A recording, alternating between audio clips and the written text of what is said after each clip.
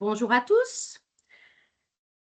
Alors, bienvenue sur le webinaire dédié à la filière du nucléaire et aux besoins en matière de compétences et de sous-traitance qui vous est proposé ce matin par la CCI Occitanie, la CCI du Gard, la CCI du Tarn-et-Garonne et l'association Cyclium.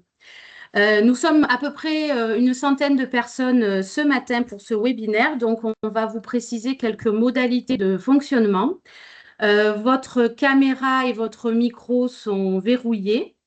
Et vous pouvez néanmoins interagir dans le module conversation du webinaire Teams. Donc, c'est la petite bulle en haut, conversation. Vous pouvez envoyer des messages et vos questions.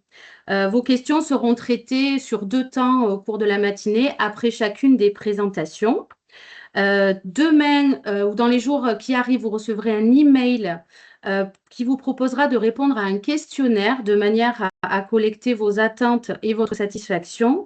Cela nous permettra de mieux qualifier vos besoins et de mieux qualifier les demandes de mise en relation. Le programme de la matinée, rapidement, nous aurons donc une introduction par Éric Giraudier, qui est le président de la CCI du Gard et qui est le pilote au niveau régional du groupe de travail de la CCI sur la filière nucléaire. Une présentation de Yann Hilscher, le vice-président de l'association Cyclium. Ensuite, nous aurons une présentation par David Koya du groupe Réel, ainsi qu'une présentation du groupe Artelia par Yann Hilscher. Nous aurons aussi Rémi Jeunepin de Razelbeck qui pourra interagir et intervenir au cours de ce webinaire.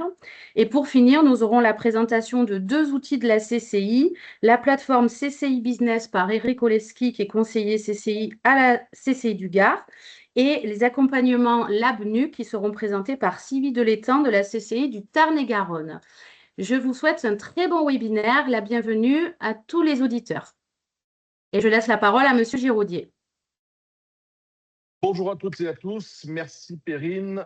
Moi, je vais être très, très bref sur mon introduction parce que on est tous persuadés des sujets de souveraineté énergétique, des sujets de décarbonation, et c'est des sujets que vous connaissez aussi bien, voire mieux que moi. Ce qui va nous intéresser, c'est plutôt tous les sujets liés donc à l'emploi, à l'attractivité industrielle. On sent à la fois le sujet qui vient sur le devant de la scène. On n'a pas toujours en parallèle de la visibilité sur les projets, et nous avons une réunion avec le ministre du Travail et de l'Emploi la semaine dernière sur le site d'Orano. On a pu évoquer ces sujets avec certains d'entre vous qui étaient présents, hein. Il y a parfois un écart de la coupe aux lèvres, et on nous dit tout va très bien, tout est nickel, mais bon, côté entreprise, on sait que c'est un peu plus compliqué que ça.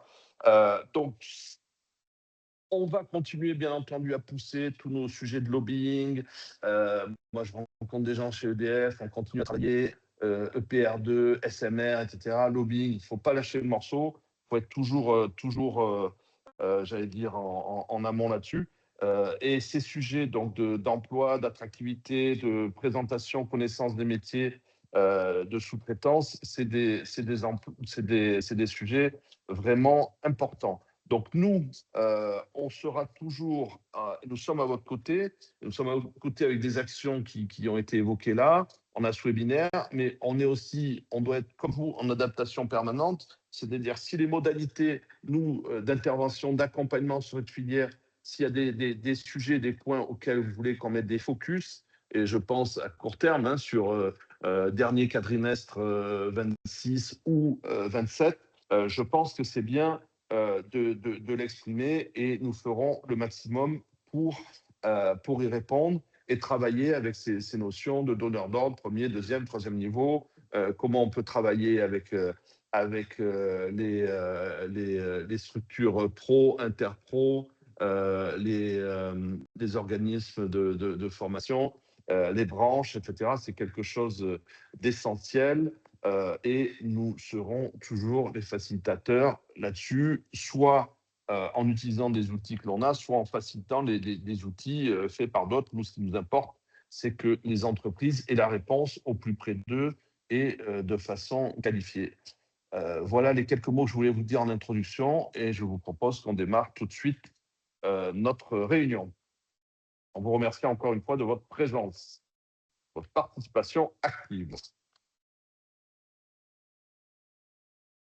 Donc, on va enchaîner avec Yann Hilchter, qui est le vice-président de l'association Cyclium. Bonjour Yann.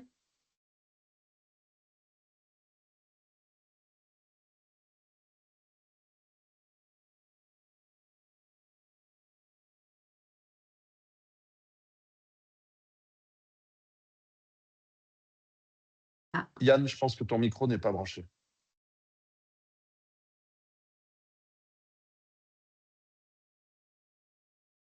ah.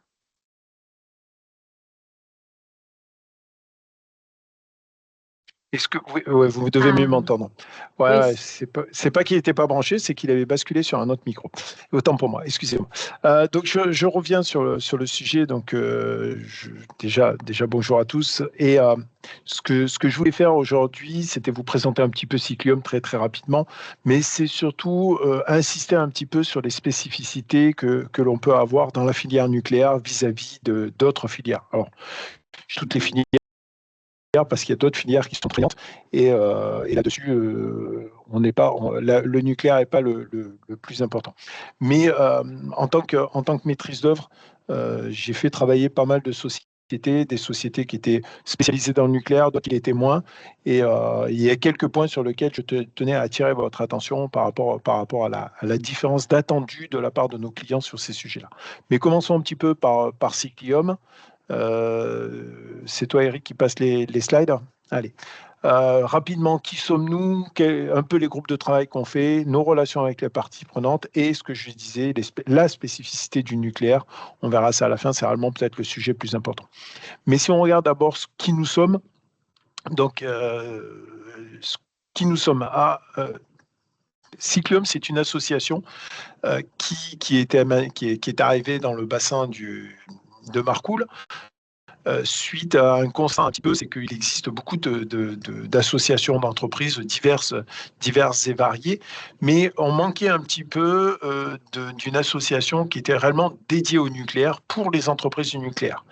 Pourquoi ça? Parce que déjà, on a des clients très particuliers et comme je l'ai dit en introduction, on a des spécificités nucléaires très particulières, on a des normes de sécurité particulières, on a des normes de qualité particulières et donc on trouvait réellement un intérêt à l'heure d'aujourd'hui à regrouper ces entreprises qui font un chiffre d'affaires conséquent dans le nucléaire pour arriver à avoir à travailler tous ensemble et pour partager nombre de retours d'expérience. Si on regarde maintenant sur la slide suivante, donc, à l'heure d'aujourd'hui, nous sommes grosso modo, je dirais grosso modo, parce que ça varie un petit peu tous les jours, 65 entreprises adhérentes, ce qui représente à peu près 4 500 salariés et 450 millions d'euros de chiffre d'affaires cumulé. C'est vraiment une répartition assez globale.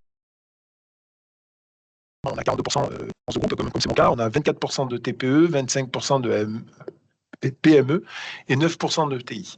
Donc, on a réellement toutes sortes d'entreprises. Ça va de l'entreprise unitaire à des entreprises qui sont des groupes nationaux, voire internationaux, qui participent à tout ça. Alors, même si c'est des groupes internationaux, il y a quand même toujours une présence locale qui est très ancrée dans le nucléaire, et on a tous bien compris l'intérêt de tout ça.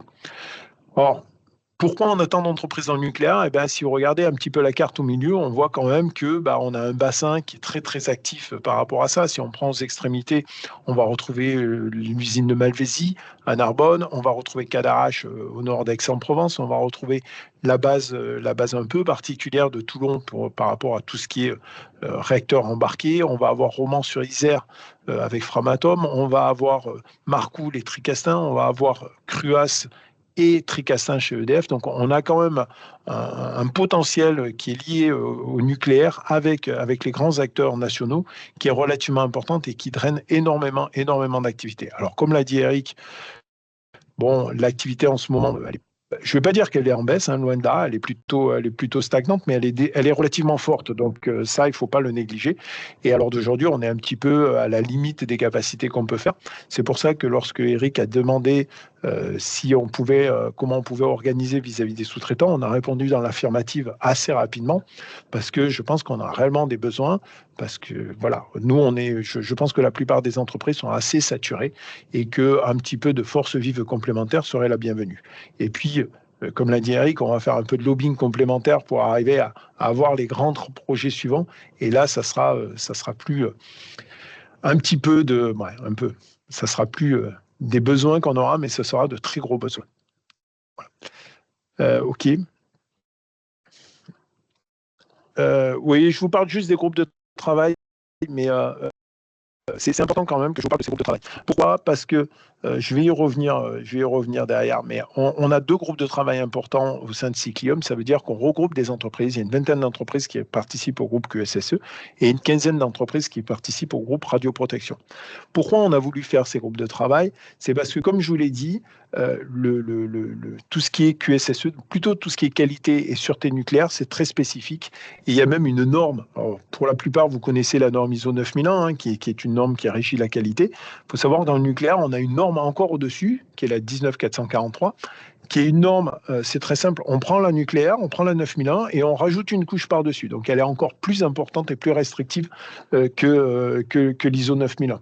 Et puis on a des clients qui sont assez complexes, qui nous demandent énormément de suivi documentaire. On y reviendra un petit peu après. Donc, c'était important qu'on se regroupe et qu'on partage un petit peu tous nos retours d'expérience par rapport à ça. Et puis, le deuxième sujet, c'est radioprotection. La radioprotection, c'est réellement lié au nucléaire. Là, c'est plutôt pour les gens qui rentrent sur les sites nucléaires, où il y a besoin d'avoir tout un ensemble de formations par rapport à la sécurité et à la santé du personnel. Donc ça, c'est relativement important, mais c'est aussi des réglementations qui bougent de manière récurrente, des demandes de nos clients qui bougent aussi. Donc, il est intéressant de se regrouper entre membres de radioprotection de Cyclium pour pouvoir partager toutes ces choses-là. Donc ça, c'est important parce qu'on est réellement dans un REX et dans un retour d'expérience de tout ce qu'on découvre en permanence, d'où l'intérêt de faire ces groupes de travail et d'où l'intérêt de Cyclium. Si tu peux passer, Eric. Et puis, on fait des groupes de travail temporaires. Alors là, on va vous parler un petit peu de choses pour ceux qui ne sont pas de l'activité nucléaire un petit peu particulière. L'ISO 19443, je viens d'en parler, hein, c'est le complément de la 9001. La CEAR, c'est encore des habilitations complémentaires par rapport au CEA Marcoule, par rapport aux capacités et de démantèlement. On fait quand même tout un travail d'attractivité du territoire et j'apprécie quand Eric nous parle de lobbying pour le PR2 et pour les CMR. Je pense qu'il faut réellement qu'on y aille à fond tous ensemble et c'est pas uniquement la CCI, c'est toutes les entreprises, c'est tous les pouvoirs publics qu'il faut qu'ils soient derrière nous pour ramener tous ces gros chantiers à la maison et qu'ils ne partent pas dans d'autres régions de France. Et puis des problèmes de vestiaire, de masques, des premières de bienveillance ou des stages de seconde dédiés au nucléaire avec l'UMN, qui est l'Université des métiers du nucléaire. Voilà. Donc, tout ça, c'est tous des groupes de travail sur des sujets assez particuliers et qui sont très spécifiques au nucléaire. Si je prends un peu sur l'ISO 19443 pour un exemple, voilà, on a quand même mené pour différentes entreprises, on a souhaité que Cyclium accompagne un peu les entreprises. Ça a quand même été 8 journées complètes de travail sur les chapitres 4 à 10 de la norme. Ça a été un partage entre les différents systèmes de management de la qualité des entreprises. Ça a été des audits à blanc dans tout ça. Pourquoi je vous dis ça? C'est parce qu'à l'heure d'aujourd'hui, passer l'ISO 1943, c'est un coût relativement important, c'est un engagement relativement important. Alors, par chance, il n'est pas obligatoire pour travailler sur tous les chantiers, et loin de là, donc on arrivera réellement à se dédier, mais ça annonce un petit peu les habilitations qu'il faut avoir pour travailler dans le nucléaire. Il y a certains endroits où il faut avoir des habilitations. Pour rentrer sur les sites, il faut avoir des habilitations. Et toutes ces choses-là ont un coût et qu'il faut mettre en face de vos capacités de vos capacités de financement et d'autofinancement par rapport potentiellement à des marchés potentiels. Donc je tiens réellement à avertir tout le monde. Le nucléaire, pas de souci, il y a du travail. On a des besoins. Maintenant, je tiens à avertir, il y a quand même un coût au début qui peut être important et là-dessus, il faudra bien le regarder. C'est bon? Allez, relations avec les parties prenantes, oui, bon, c'est rapide, c'est juste pour dire que voilà, on a en plus des relations avec le CEA, on a des relations on a eu des interventions grâce à la CCI avec Nucléo, qui est un petit réacteur un peu particulier. On a des relations avec EDF, avec tous ces gens-là. On est réellement des gens qui participons à l'activité nucléaire à tous les niveaux et où on échange énormément avec nos clients. Allez, c'est bon. Ouais. La suivante, voilà, c'est des exemples de relations. C'est là où je voulais en venir, c'est sur la spécificité du nucléaire. Le nucléaire, ce qu'il faut bien comprendre, c'est que c'est toute une couche de normes et d'éléments complémentaires à la 9001, avec des systèmes spécifiques EDF, des systèmes spécifiques CEA, Orano, Framatome, et tout ça, ça nous a donné un peu une norme un peu plus globale. Ce qu'il faut noter, et ce que moi j'ai pu noter, je dirais, dans la plupart des chantiers que j'ai pu suivre et des entreprises de fabrication que j'ai pu suivre, c'est trois sujets importants. La qualité des prestations, je ne remets pas du tout en cause la qualité des uns et des autres. Je pense qu'on sait tous travailler correctement, et là-dessus, je ne me fais pas de soucis, que ce soit hors nucléaire ou dans le nucléaire, je ne me fais pas trop de soucis. La gestion des compétences. Alors ça, c'est pareil. Vous avez des gens qui sont compétents, il n'y a pas de problème là-dessus. Vous savez très bien, vous connaissez très bien vos gens, vos personnes, vos collaborateurs. Donc, je ne me pose pas de soucis sur ces deux premières. Ça demande un petit peu de traçabilité pour la gestion des compétences et pour le suivi de qualité.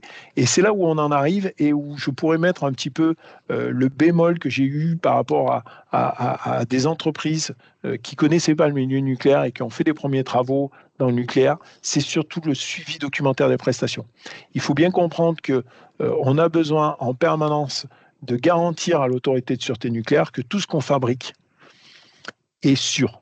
Et ça, ça demande une grosse traçabilité. C'est très important. Et c'est un petit peu là-dessus où il va falloir, pour certains, passer à un gap. Et c'est ce que j'ai pu voir chez certaines entreprises. Il y a un gap à passer, qui est plus un gap de suivi documentaire qu'un gap de compétences ou de qualité des prestations, où là, je sais que les gens sont adéquats. À titre personnel, avant de faire du nucléaire, j'ai travaillé dans l'industrie agroalimentaire et je ne remettais pas du tout en cause la prestation ni les compétences. Mais moi, il a fallu que j'apprenne un petit peu tout ce suivi documentaire des prestations de manière importante. Allez, je vais avoir 2 exemples, je crois. Alors, j'avais 2 exemples un petit peu en engineering et j'en ai fait un autre en métallerie. Pourquoi je vous parle de ça? En engineering, typiquement, si on vient faire une note de calcul, je vais vous demander une note d'hypothèse et de méthodologie. Je vais vous demander, cette note, elle va être vérifiée par une maîtrise d'œuvre.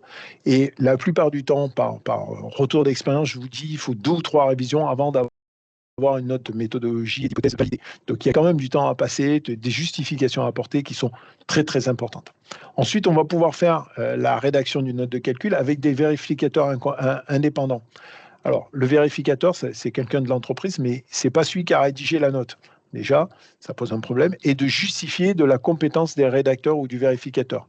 J'ai quand même eu des cas où la note était très propre et j'ai jamais eu de problème sur cette note-là. Par contre, je peux émettre un petit peu des doutes de la personne qui a vérifié la note, qui a soi-disant vérifié la note, parce que je pense qu'elle n'avait pas du tout les compétences pour la vérifier. Alors, le rédacteur étant très compétent, j'ai pas eu de problème sur la qualité de la note, mais à un moment donné, me dire que c'est la secrétaire qui a vérifié une note de calcul, ouais, c'était la responsable commerciale. Je suis un petit peu sceptique quand même sur ces choses-là, mais ça, c'est important. C'est des choses qu'on va regarder quand même par rapport à ça. Et puis, quand vous faites des notes de calcul, c'est pareil. Il va falloir expliquer avec précision toute la prise en compte des exigences de sûreté. Donc, il va falloir détailler un petit peu plus votre note de ce que vous avez l'habitude de faire pour traiter les exigences de sûreté. L'analyse de la note de calcul, votre note de calcul, comme la note d'hypothèse, va passer par une MOE qui sont des ingénieurs experts qui vont vous faire des commentaires. Il va falloir répondre à ces commentaires, discuter avec ces commentaires et penser qu'il va falloir pareil 2 ou 3 révisions pour avoir une acceptation.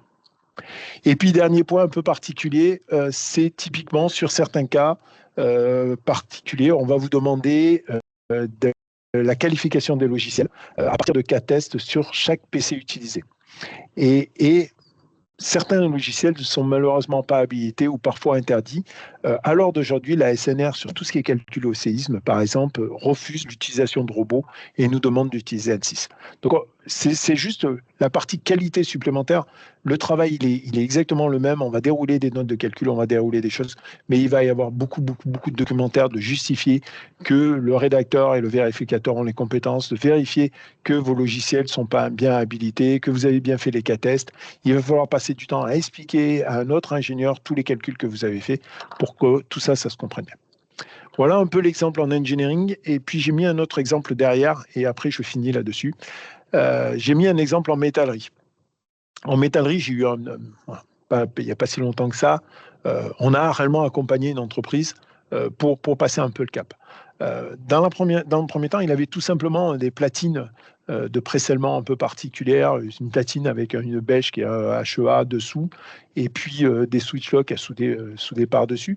Mais il a fallu créer une liste des opérations de fabrication de contrôle. Donc, on a créé tout un document qui liste toutes les opérations, une à une, de tout ce qu'il y aura à faire.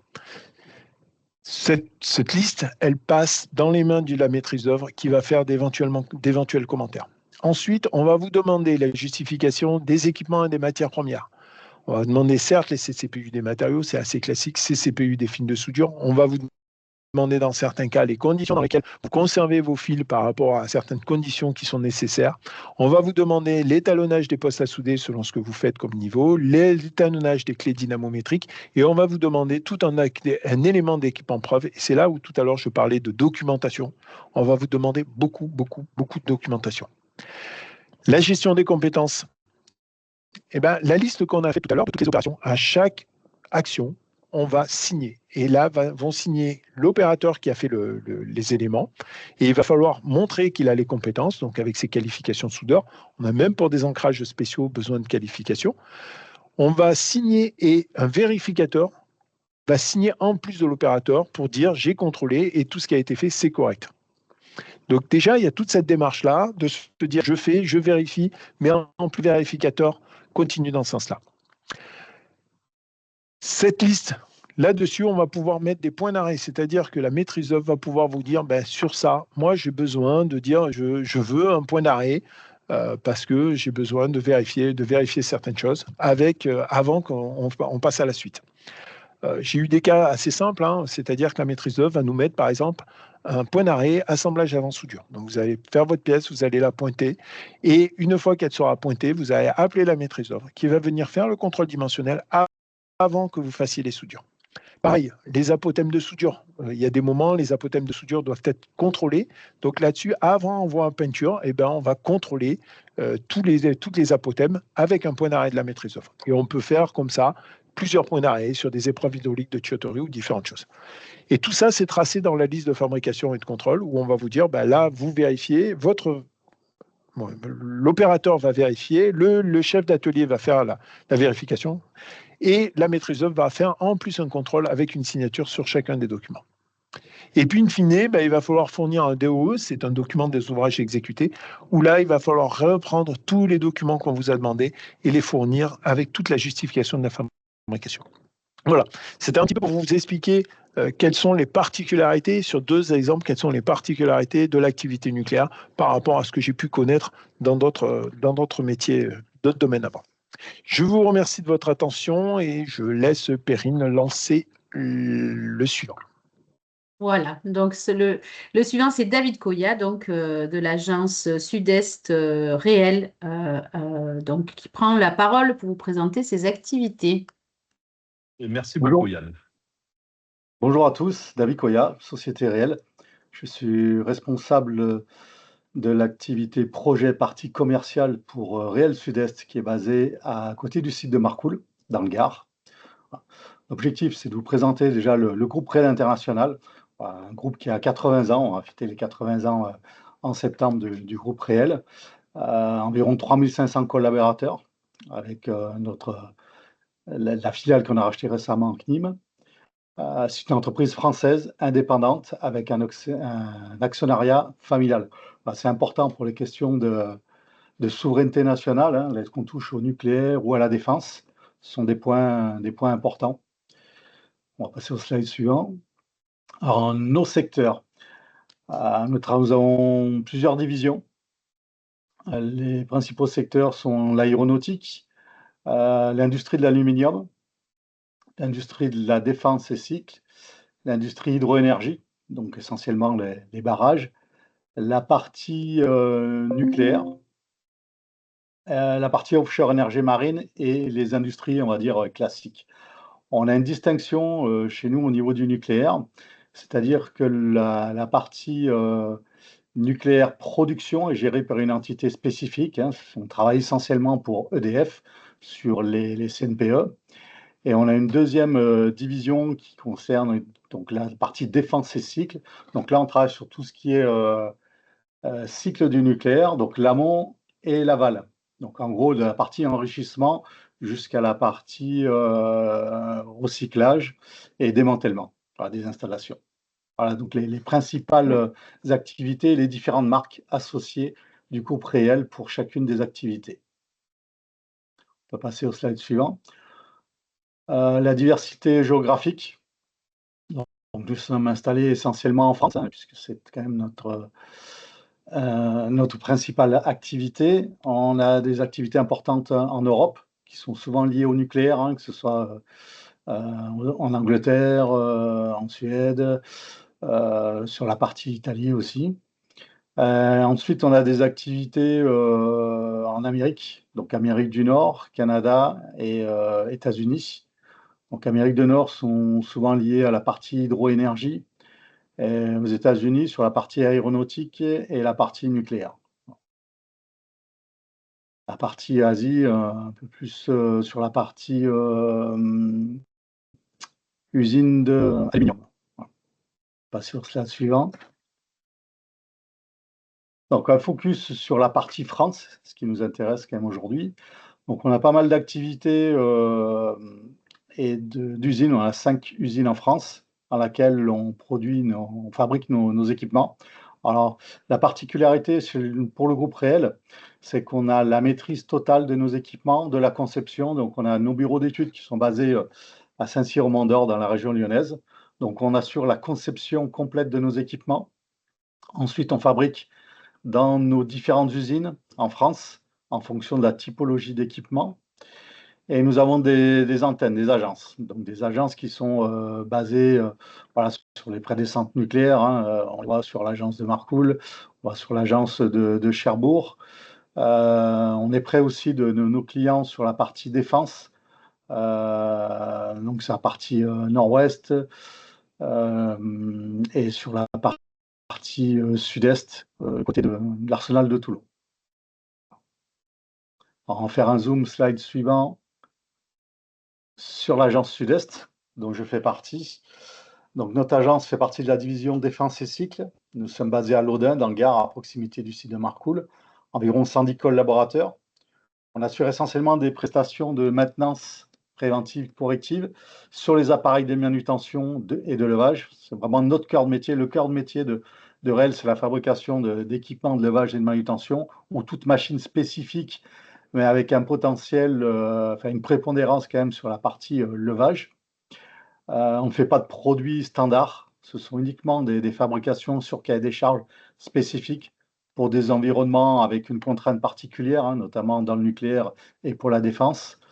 On a aussi des prestations de rénovation de gros appareils de manutention, des grues, des portiques, des ponts roulants, et la mise en service. Donc, on assure le montage et la mise en service des équipements qui sont fabriqués dans nos différentes usines et pour notre secteur géographique, en soutien de la BL Project. Donc, la BL Project qui assure toute la partie étude, fabrication des équipements. Et ensuite, ce sont des équipements qu'on vient installer sur les différents sites qui font partie de notre secteur géographique. On va passer au slide suivant. Nos besoins en co-traitance, partenariat. Alors, pourquoi? Aujourd'hui, on a de plus en plus des grands donneurs d'ordre hein, qui souhaitent traiter des projets avec des ensembliers.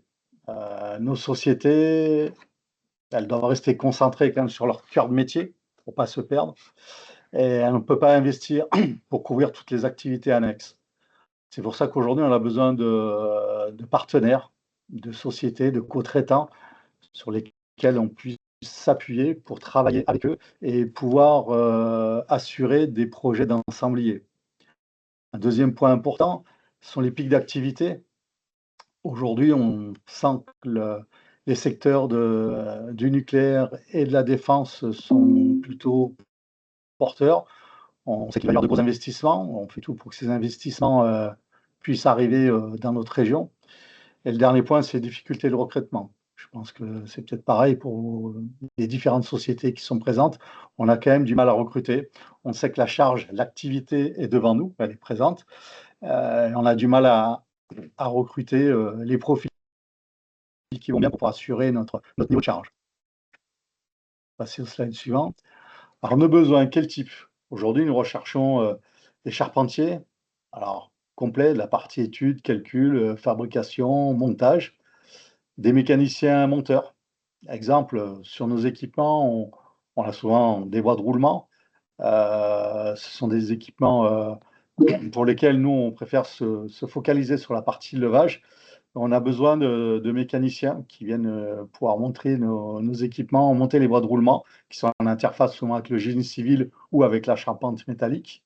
On a besoin d'électriciens pour la fabrication d'armoires, de coffrets électriques, de pose de chemin de câble, de tirage de câble, de raccordement. On a besoin de géomètres aussi pour positionner les différents équipements dans l'environnement de nos clients. Des automaticiens, des metteurs au point pour assurer la mise en service de nos équipements, en support de nos équipes. Bien sûr, Réel assure la maîtrise et le pilotage de l'ensemble des activités, mais on a besoin sur certains éléments de l'appui de sous-traitants ou de co-traitants. Voilà. Et parfois aussi, on nous demande aussi des travaux de génie civil. On peut décaisser pour venir installer des platines, couler de la résine spécifique pour le maintien de nos équipements, maintien de platine, maintien de voies de roulement. Voilà. Passer au slide suivant. Alors, comment on peut se matérialiser ces besoins en co-traitance, partenariat? Alors, effectivement, on peut développer des partenariats avec les entreprises qui peuvent être intéressées. On peut aussi éventuellement faire des contrats cadres dans lesquels on va déterminer les façons dont on va pouvoir travailler ensemble. Alors, ce n'est pas uniquement sur l'aspect financier, mais c'est sur l'aspect organisation. Qu'est-ce que vos sociétés peuvent nous apporter en termes de typologie de personnel, des spécialistes, des mécanos, des électriciens, des automaticiens. Voilà, avoir différents profils sur lesquels on puisse compter et travailler pour développer vraiment un partenariat. C'est notre objectif. On n'est pas là pour faire du one shot, on travaille avec nos clients historiques, que ce soit le CEA, Orano, et la partie défense. Voilà. Donc on s'inscrit avec nos clients dans la durée, hein, et on veut s'inscrire aussi dans la durée avec nos partenaires, nos co-traitants. Donc c'est principalement sur la région Occitanie. Yann en a parlé tout à l'heure. Donc en gros, c'est de Malvésie au Tricastin jusqu'à Framatome-Roman et on descend jusqu'à Cadarache. Mais ponctuellement sur tout l'Hexagone aussi, en fonction des demandes spécifiques de nos clients, on peut être amené à avoir des chantiers hors de la zone Occitanie. Aujourd'hui, l'objectif, c'est vraiment de se focaliser sur la zone Occitanie parce que là, il y a vraiment des demandes importantes. Passer au slide suivant.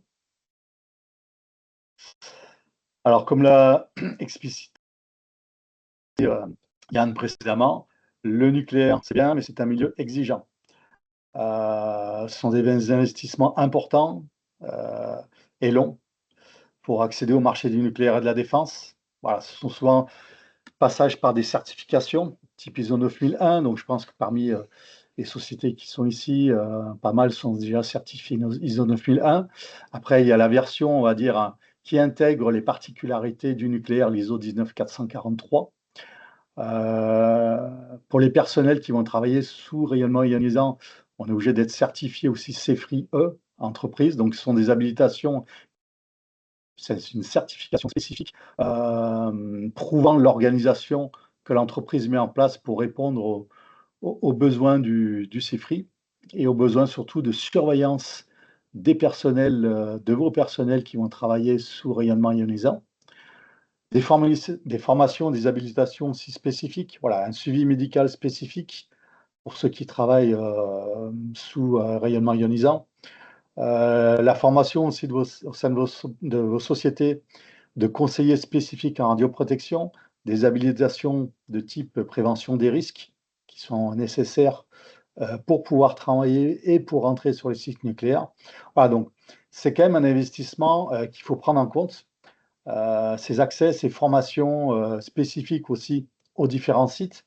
Je ne vous cache pas qu'il y a des lourdeurs administratives, mais on a des personnes chez nous, RH, qui sont spécialisées voilà, dans les accès, les demandes d'accès pour les personnels. C'est souvent lourd.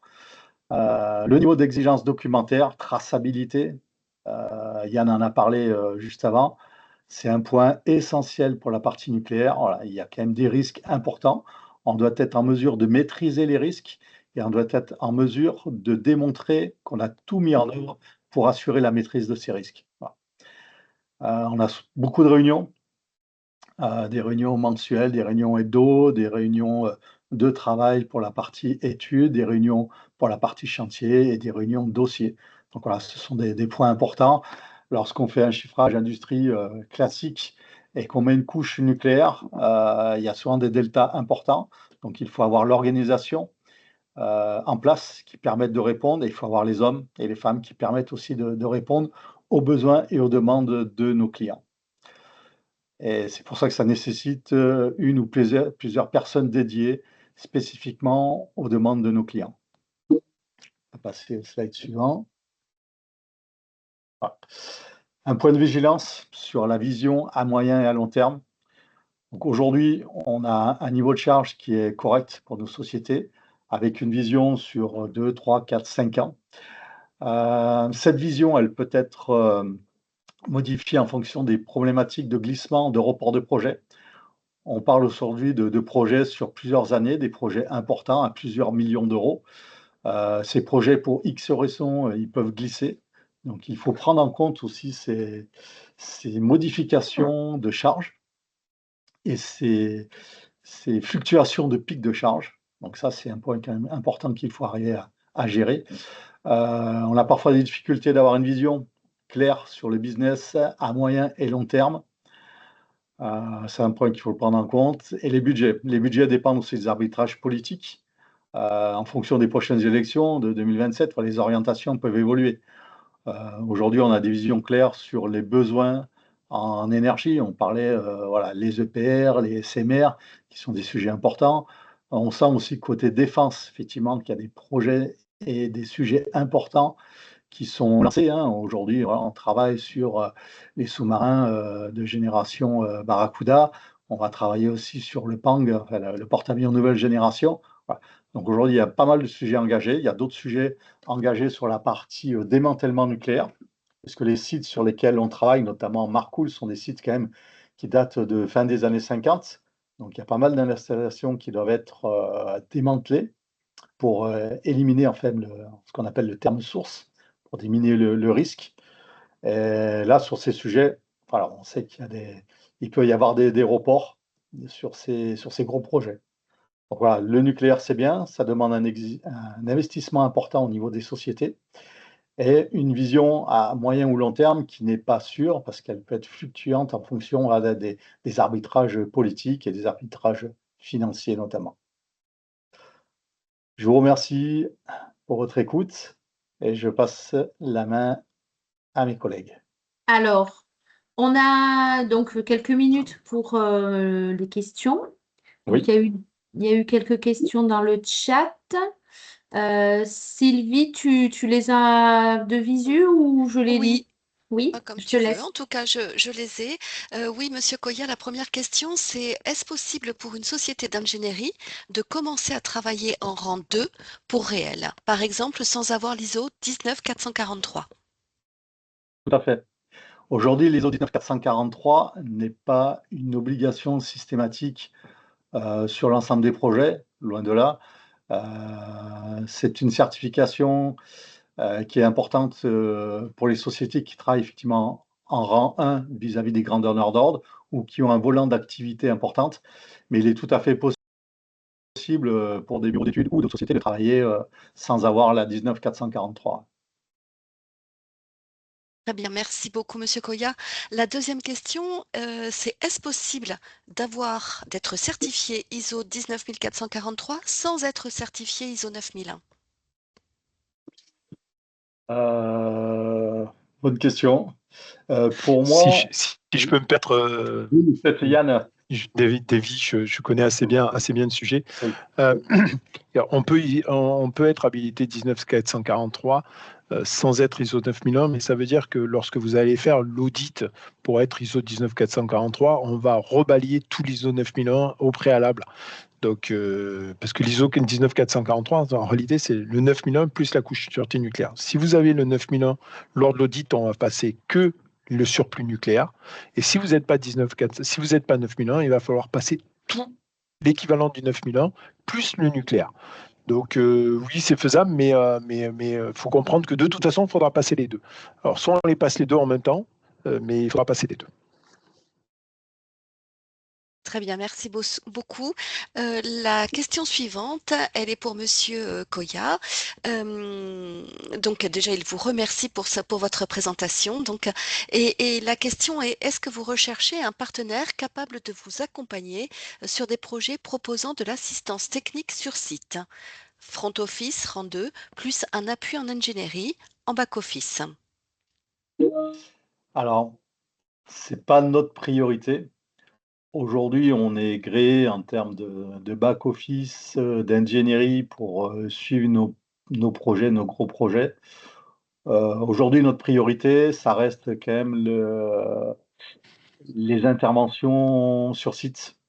Voilà, pour sous-traiter une partie des tâches qui ne font pas forcément partie de notre cœur de métier. Voilà. On parlait tout à l'heure, monter des voies de roulement, faire du câblage électrique, des choses comme ça. Aujourd'hui, voilà, c'est pas notre priorité. On se focalise sur, les partenariats site ou fabrication en amont du site. Très bien, merci pour votre réponse. Et ensuite, les questions sont essentiellement comment se manifester auprès de votre société pour être référencé. Est-ce que c'est vous le point de contact? Est-ce qu'on passe en effet par une procédure particulière? Voilà, c'est essentiellement les questions qui suivent. Oui. Alors effectivement, alors il y aura un suivi au niveau de votre Ciclium ou de la CCI et Oui. ensuite, oui, je serai la porte d'entrée et moi, je vais pouvoir orienter, vos demandes en fonction, voilà, de la typologie de votre société, à travers le groupe réel. Parce qu'aujourd'hui, moi, je représente juste l'Agence Sud-Est. Voilà, c'est 110 personnes. Le groupe réel, c'est en gros 3500 personnes. Donc, effectivement, les sociétés qui sont intéressées peuvent passer dans un premier temps par moi et ensuite, je les orienterai vers les personnes et les secteurs concernés. Et Donc, notamment notre service achat, puisque notre service achat aussi, on a un processus qui est demandé d'ailleurs dans la 9001 et la 19443. On a tout un processus qui permet d'avoir un suivi, une bonne connaissance et un suivi de nos sous-traitants. Donc ce processus, il est géré par le service achat et le service qualité chez nous. Donc effectivement, je peux être la porte d'entrée et ensuite ça passe par le service qualité et le service achat. Très bien. Donc, on pourra donner vos coordonnées, donc j'imagine à l'ensemble des participants à ce webinaire. Oui, alors, alors, il y a Oui. un peut-être pas plus. questionnaire qui est mis en place Ah, après. très bien. Il y a un questionnaire Oui, qui sera adressé à tous les participants de manière à ce qu'on puisse qualifier les demandes et les orienter vers les bons interlocuteurs ensuite, hein. Très bien. tout à fait, ouais. Oui, puis Inondez pas ma boîte mail dans un premier temps. Oui, voilà. C'est ça. On va oui. éviter. Et puis, voilà, je pense qu'il faut effectivement qualifier, gérer les flux de façon pertinente. Et d'ailleurs, on va parler de la plateforme business juste après les questions. Et c'est un peu l'objectif. Et de toute façon, on avancera sur plusieurs manifestations B2B. On en a une prévue au POP. Et on avancera là-dessus, effectivement, pour faire ça au mieux. C'est pas la peine de. Voilà, il faut qualifier les choses et pas noyer, effectivement, les boîtes mail Mm. et qu'on soit dans l'efficacité. D'autres questions? Alors, les oui, les les questions, c'est questions. essentiellement des personnes, en effet, qui demandent. Je pense que ça va être un peu long, sinon, de répondre à toutes les questions qui suivent. Ce sont vraiment des personnes qui se posent la question en fonction de leur secteur d'activité, en fonction de vos besoins. Donc, je pense qu'il Oui, faut prendre le temps peut-être de les lire par l'équipe de la Oui, CCI du Gard, voilà, oui, pour que faire ce un soit un peu premier plus filtre parce qu'on qualifié. pourra répondre, oui. Oui, Effectivement, on ne oui, oui, répondra pas à toutes les questions là, lors du oui, webinaire, hein. oui. ouais. Mes On, collègues, le timing voilà. est assez On, serré, Essayerez. donc j'ai on va laissé la garder place. les questions et n'hésitez pas à reporter ces demandes spécifiques dans le questionnaire que vous recevrez et qui sera traité ensuite. Vous m'accordez 2 minutes? Oui, Donc là, ils vous ont présenté le lourd, ils vous ont présenté tout ce qu'il vous faut pour intervenir dans le nucléaire, mais dans le nucléaire, en faisant un peu d'humour, il y a du hors nucléaire. L'idéal, c'est que vous arriviez à commencer à travailler sur les sites nucléaires, sur des chantiers lambda, je veux dire des serruriers, des charpentiers qui n'ont pas forcément l'habitude de ces sites. On fait aussi des ouvrages sans contrainte. Mais on les fait sur site, hein. On construit des bâtiments, on construit des cantines, ça peut intéresser des plaquistes, des peintres, et là, vous découvrez le site. Je veux dire, l'idéal pour un primo-intervenant sur ces sites, c'est de commencer par du courant, ce qu'on fait à l'extérieur, mais qu'on a besoin sur les sites nucléaires. Comme ça, déjà, vous découvrez les plans de prévention, les plans de sécurité, le temps de faire des badges, vous avez une approche du sujet. Et pour finir, partir avec une entreprise ou que vous connaissez ou en qui vous avez confiance, parce que ça nous arrive fréquemment de faire monter le devis de nos partenaires parce qu'ils connaissent pas le milieu et on veut pas de sujet d'embrouille par la suite. Voilà, c'est tout ce que j'avais à dire. Merci. merci Rémi. On va peut-être enchaîner du coup avec la présentation suivante, hein. On garde bien toutes les questions. Et on a donc la présentation à nouveau par Yann Hilscher de Artelia. Donc, c'est bon, on m'entend? Ouais, a priori. Donc, rebonjour. Je vais vous présenter un petit peu rapidement Artelia. Je reviens un petit peu, c'est vrai, sur ce qu'a dit David. Attends, passe pas toutes les slides d'un coup parce qu'on va pas y arriver. C'est toutes les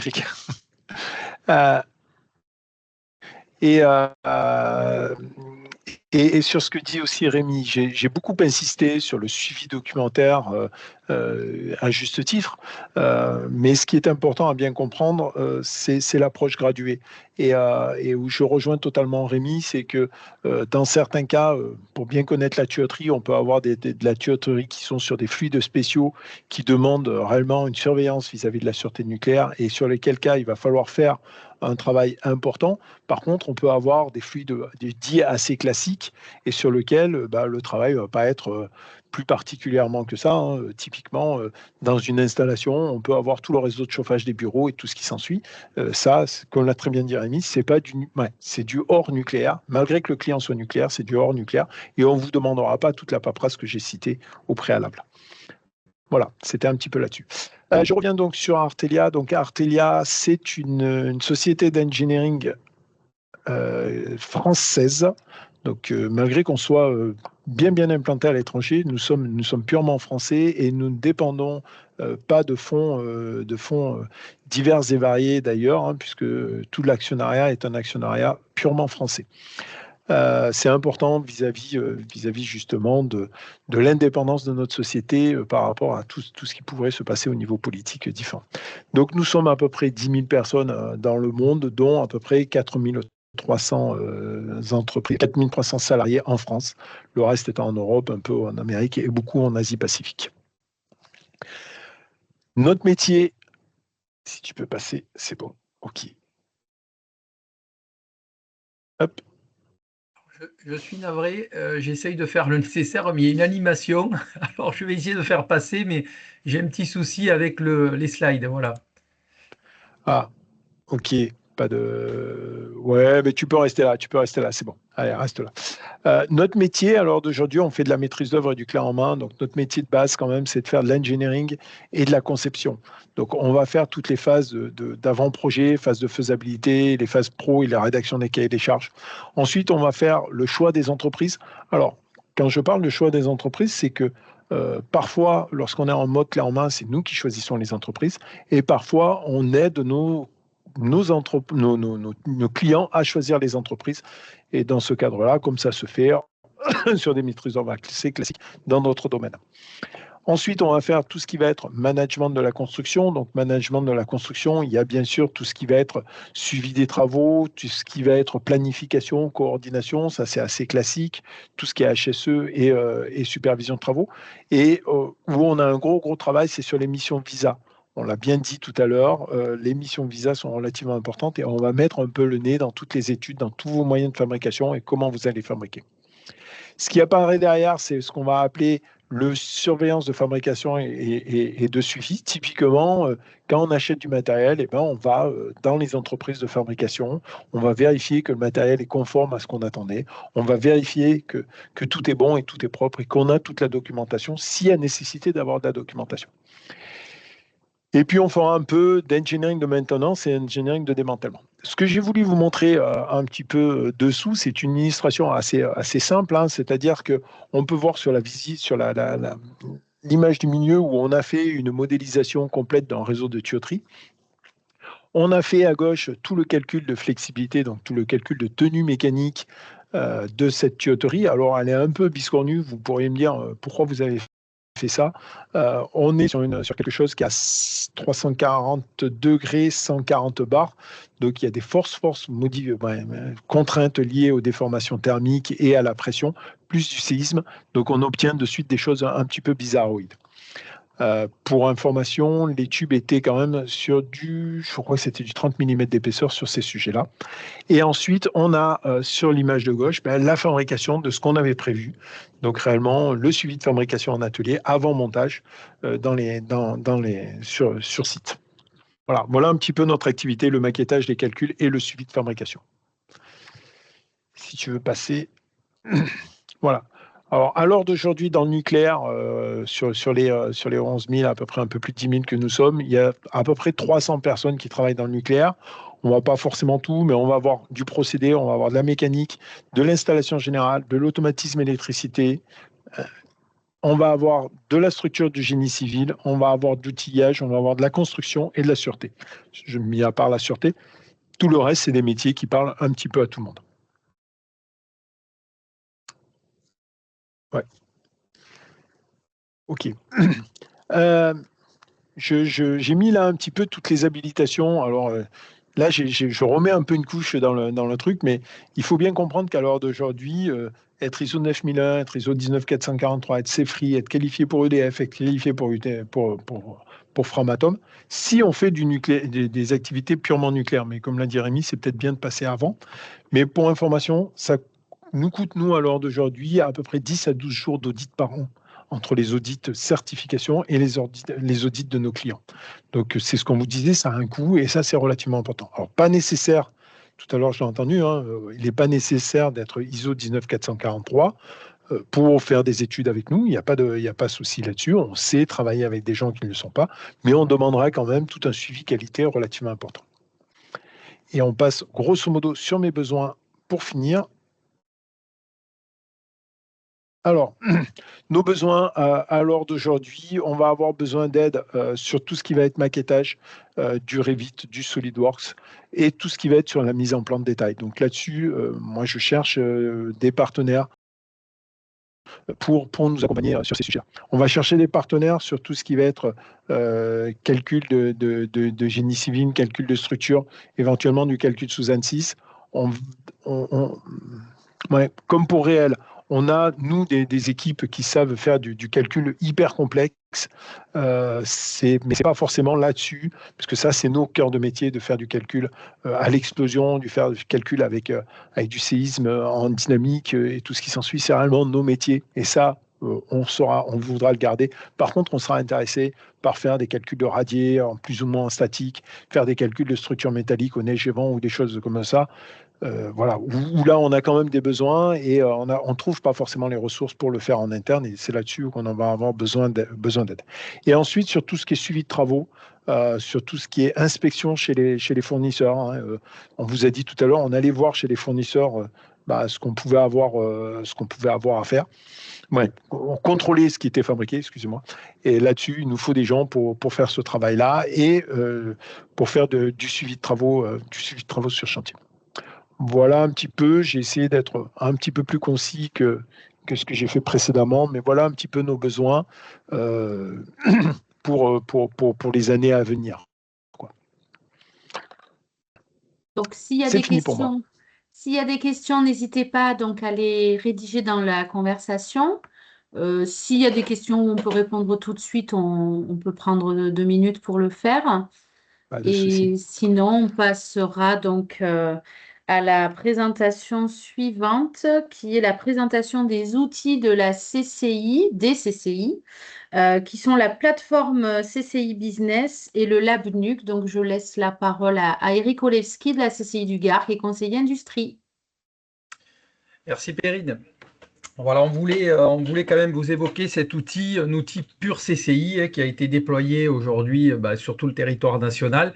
C'est avant tout un outil destiné à informer les entreprises.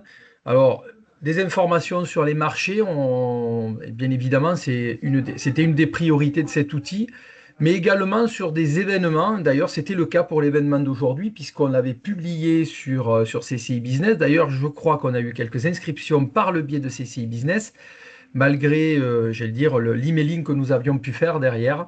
Donc cet outil, en fait, aujourd'hui, se décline par filière. Alors bien évidemment, aujourd'hui, on a fait un focus sur la filière nucléaire avec nos partenaires membres de Cyclium, mais vous voyez, on vous a affiché les autres filières sur lesquelles vous pouvez vous positionner, les ENR, l'hydrogène et les offreurs de solutions dans le cadre de l'industrie du futur.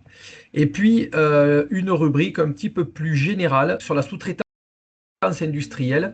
Et on vous incite bien évidemment vivement à vous y inscrire, notamment par rapport à vos compétences, puisque vous êtes tous dans ce secteur-là, puisque c'était la cible que nous avions prédéfinie avec les intervenants aujourd'hui. Voilà. Et puis, il y a une deuxième déclinaison aussi qui est un petit peu plus régionale. Et donc, de fait, il y a déjà quelques mois maintenant, nous avons étendu CCI Business donc, à notre région. Donc, on vous encourage vivement à vous y inscrire. Le lien apparaît en bas. Ma collègue va vous le glisser dans le chat pour que vous puissiez faire un copier-coller. C'est gratuit. N'hésitez pas à vous y inscrire. Vous cochez vos compétences. Ça permet aussi pour des gens qui veulent faire un peu de sourcing via CCI Business de découvrir votre entreprise, vos savoir-faire et éventuellement de prendre contact avec vous.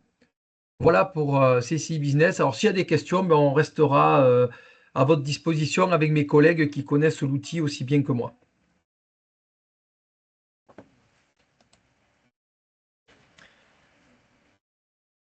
Alors, avant de donner la parole à Sylvie, donc on va remercier Éric Giraudier qui doit nous quitter pour d'autres engagements.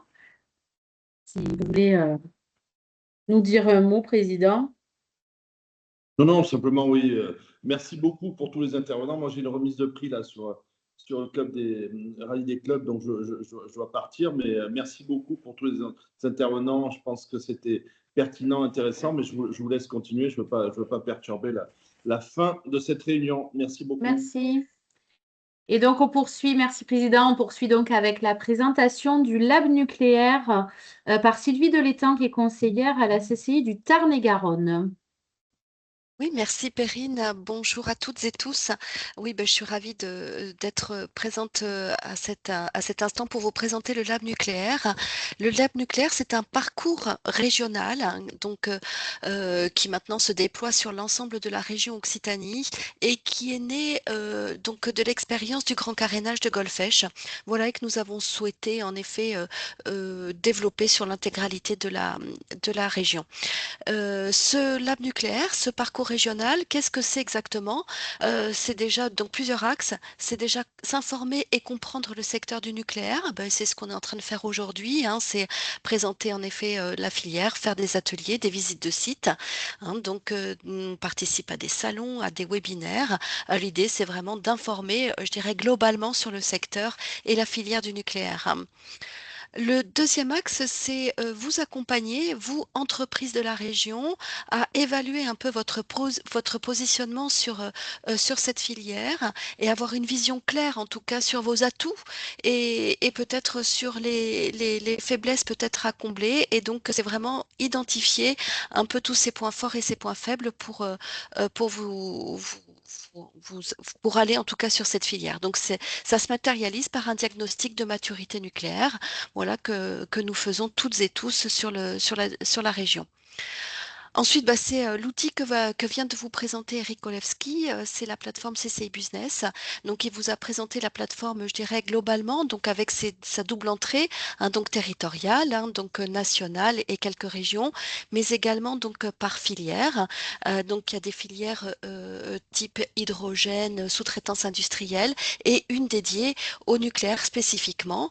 Donc, l'idée là, c'est de gagner en visibilité, hein, donc par les donneurs d'ordre, et puis également vous, d'avoir une visibilité sur les marchés qui sont ouverts. Donc c'est important de s'y référencer, je dirais, pour avoir cette double visibilité et puis également à obtenir l'information sur cette filière. Et puis bah, le dernier point, c'est une formation action que nous mettons en place et donc qui permet en effet aux entreprises qui rentreraient dans ce parcours d'avoir, je dirais, toutes les informations nécessaires pour pénétrer cette filière et pratiquement faire une étude de faisabilité. Hein. Donc, en début de parcours, c'est je suis très intéressée, mais en effet, j'ai besoin d'informations, eh bien, notamment sur ce qu'on vient de voir, hein, sur les coûts de certification, sur est-ce que j'en ai besoin ou pas, etc. Et sur comment accéder au marché, bien comprendre également tous les acteurs. Et à la fin du parcours, de se dire, bah oui, maintenant je suis organisée et capée pour le faire, et donc j'y vais ou j'y vais pas, en effet, si en effet ça ne matche pas. Mais voilà un peu l'idée de ce parcours. Et donc, ben, vous retrouvez en effet toutes ces informations sur le site de la CCI Occitanie. Donc, vous avez le lien dans la présentation et dans la conversation. Donc, Flavien vient de vous la mettre. Et bien évidemment, on est toutes et tous, donc Eric, Perrine, Flavien et tous les autres conseillers donc, de vos territoires, donc en capacité de vous répondre sur tout ce parcours. Voilà, mais écoutez, merci pour votre attention et je suis à votre disposition pour toutes les questions. Merci. Voilà. Donc, si vous avez des questions, n'hésitez pas à les intégrer à la conversation. Donc, je vous rappelle qu'on vous adressera un questionnaire sur lequel donc, vous pourrez poser vos questions, mettre vos coordonnées et spécifier sur quel besoin, sur quel métier vous souhaitez être mis en relation. Ensuite, on pourra traiter tout ça. On a effectivement des manifestations à venir. Donc, si vous répondez au questionnaire, on n'hésitera pas aussi à vous faire part des événements B2B à venir. On en a un sur l'Audin au mois de septembre, le salon Pop, et puis on en aura un au mois de novembre à Nîmes. Il y a aussi des événements dans toute l'Occitanie. Je pense que c'est toi, Eric, qui les présente. Alors, sur l'ensemble alors là, on a mis essentiellement des événements à venir au niveau régional. Donc, on envisage un webinaire comme celui de ce matin au second semestre. À ce jour, on n'a pas calé la date, on n'a pas tout à fait calé les intervenants. Il est probable qu'on s'appuie encore sur nos partenaires de Cyclium s'ils le souhaitent, donc pour caler ce webinaire-là. On voulait attirer aussi votre attention sur un focus nucléaire qui sera fait lors du salon Sian à Toulouse, notamment, alors le salon, je crois qu'il se déroule, alors c'est sur 3 jours, me semble-t-il, mais en tout cas, il y aura le focus nucléaire, un zoom sur cette filière-là, le 14 octobre prochain, comme nous l'avions fait l'an passé. Voilà. Et le dernier qu'on annonce un petit peu, la date est quasiment définitive, mais il y aura des rencontres B2B avec le groupe Orano qui se tiendront à Narbonne le 12 novembre prochain. Bien évidemment, il y aura une grosse communication qui sera faite en amont de cet événement, j'allais dire quelques semaines avant. Voilà un petit peu pour les manifestations à venir. Je laisse éventuellement, j'espère qu'on n'a rien oublié, sinon mes collègues me reprendront. Pour ma part, j'en ai terminé.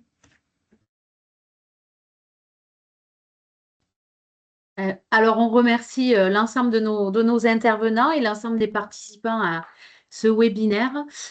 Donc, on va par email revenir vers vous très rapidement avec un questionnaire que vous pourrez donc renseigner pour qu'on puisse qualifier au mieux ces demandes de mise en relation. Et puis, n'hésitez pas, on vous transmettra les coordonnées des différents conseillers pour que vous puissiez également nous contacter directement. Si quelqu'un a quelque chose à ajouter, n'hésitez pas. Et sinon, on va vous libérer.